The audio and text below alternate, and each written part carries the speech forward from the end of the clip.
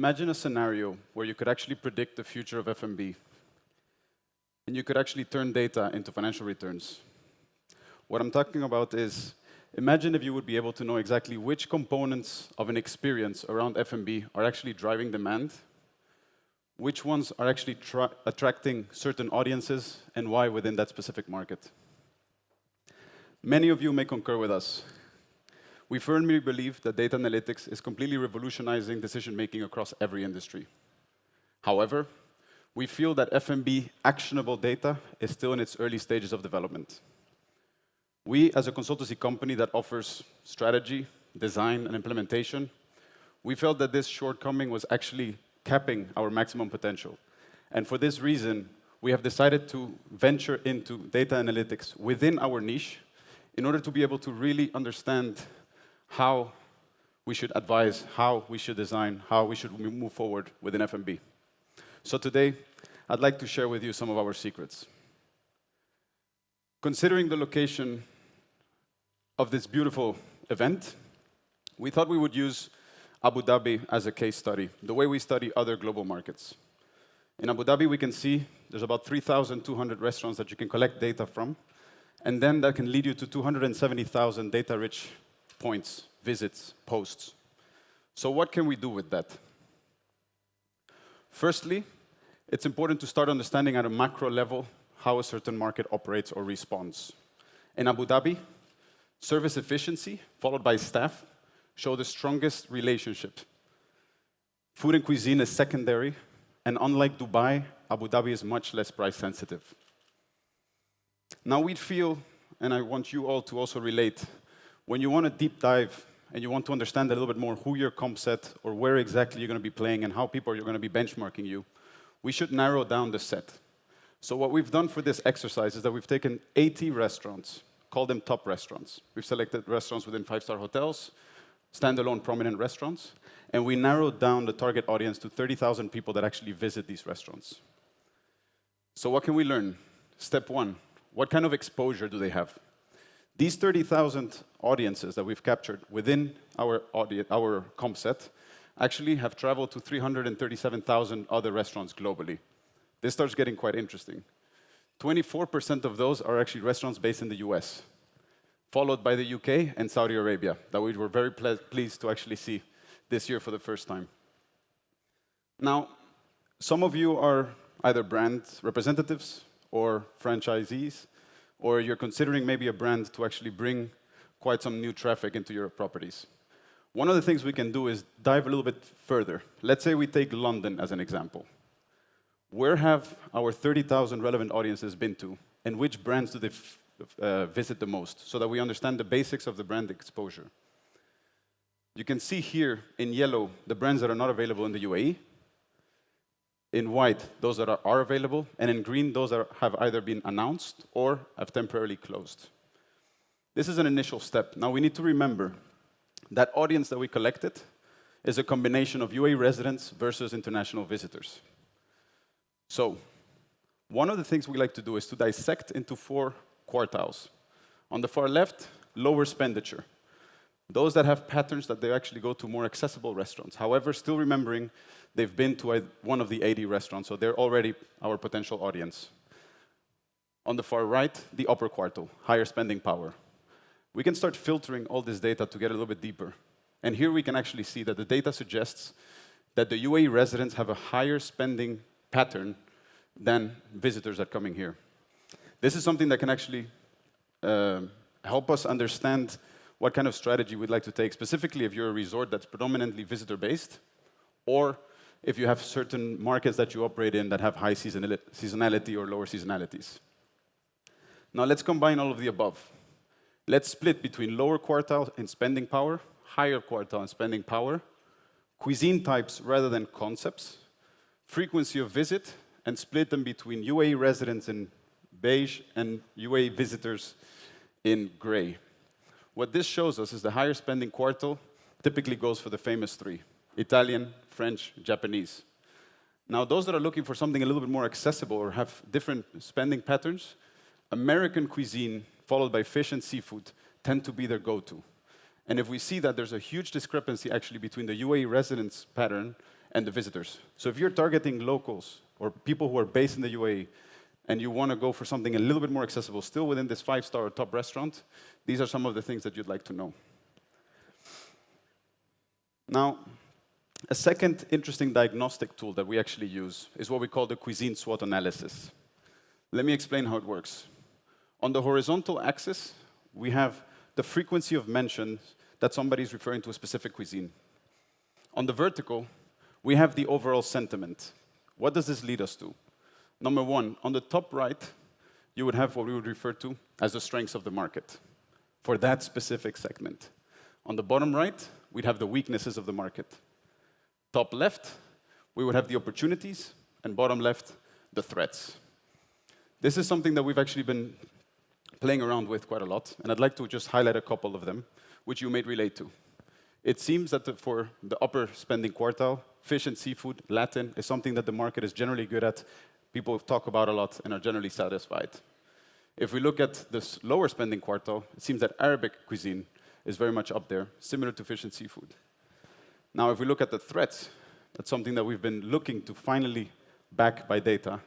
Buffets, specifically for the upper sector, is the biggest threat, something we feel should be eradicated very soon. Now, some of you may have worked for a brand or hotel groups, may have tested a concept or a specific brand in a market.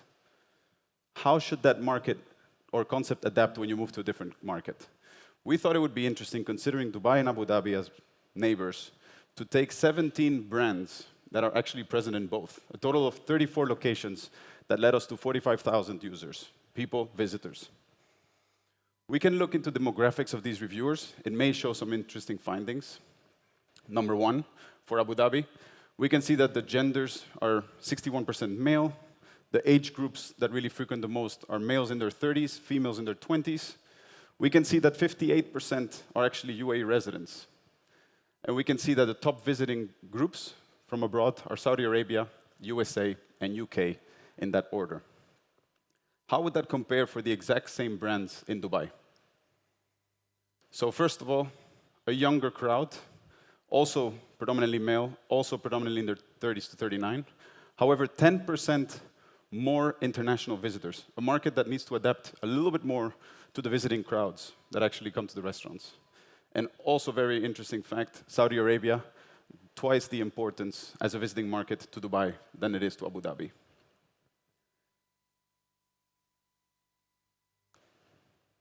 A little bit of an art piece that our team has prepared. This is actually showing the network of the users and how they move from concept to concept. And the more that these concepts actually are frequented by the same profiles, the closer they come together. From these 34 locations, we actually see that there's 6 concepts, the exact same 6 concepts in Dubai, and the exact same 6 concepts in Abu Dhabi that actually attract very much similar crowds. And all other concepts have their own following and all from different areas. We feel this can also inform strategy, specifically if you're coming in with a brand that sits in a city where other concepts are similar, and you can understand how could there be potentially similar following crowds in that city to the new city that you're exploring. Now, using AI textual analysis through proprietary models, what we try to identify here on the left is what is the effect that a specific topic will have on the overall star rating from 1 to 5 stars if we keep all other topics as constant. What do we mean by this? If we were isolating all other sentiments and topics in one review, we would actually be able to understand how these topics specifically contribute, meaning these are truly, for these visitors of these specific restaurants we're talking about, the things that you could consider the lowest hanging fruits, the things you can invest first in to get maximum return in satisfaction and therefore in performance. Let's look at the highest one. 1.3 stars impact is staff. It's followed by service efficiency. When we looked at the macro level, we saw that service efficiency was number 1. But for this audience, staff is much more important. What does this mean?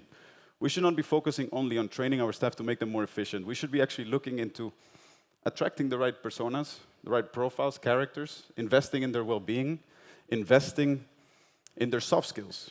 This will allow them to actually potentially save the overall experience of our customers if we don't get all the others right. Views for this market was actually quite interesting, 1.1, quite high, specifically if you consider that many of these are actually based in standalone restaurants in ground floors.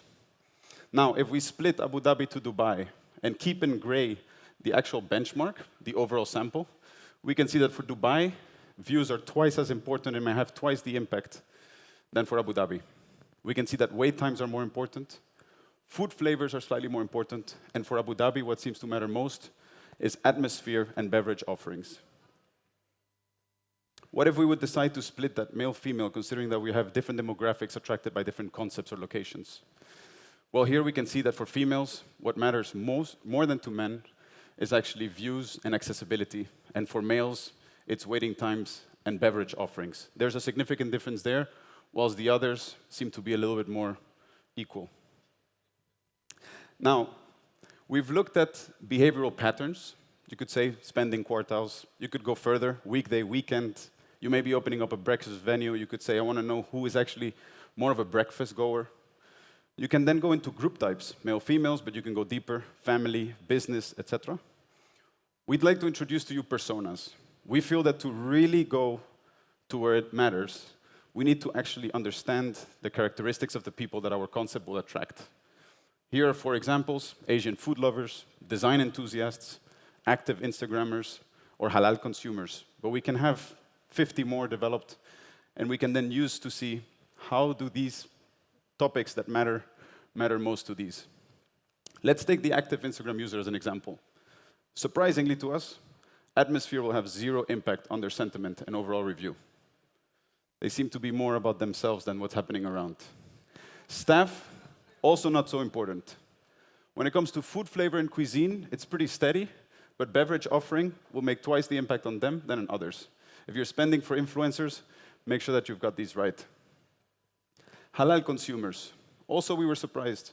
Not so keen on the staff. Service efficiency more similar to the overall sample, but views and accessibility, very important. We pick up all these words about valet, drop-offs, arrival experiences. These are things that really matter.